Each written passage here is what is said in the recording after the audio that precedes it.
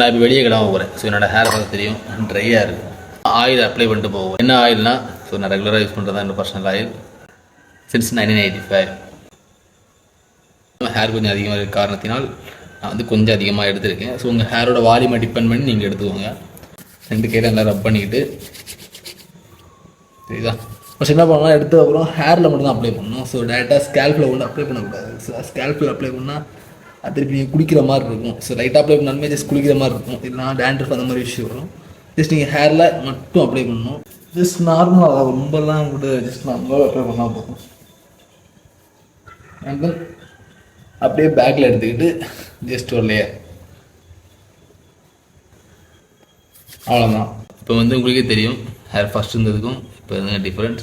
So கரெக்டான அளவு எடுத்து ப்ராப்பராக கரெக்டாக ஹேரில் அப்ளை பண்ணோன்னா ஹேர் ரொம்ப இரிட்டேஷனெல்லாம் இருக்காது, கரெக்டாக இருக்கும். நான் யூஸ் பண்ண ஆயிலோட லிங்க் வேணும்னா லிங்க் கமெண்ட் பண்ணுங்கள், சென்ட் பண்ணுறேன். அண்ட் பயோலையும் இருக்குது, செக் பண்ணிக்கோங்க. தேங்க்யூ, பாய்.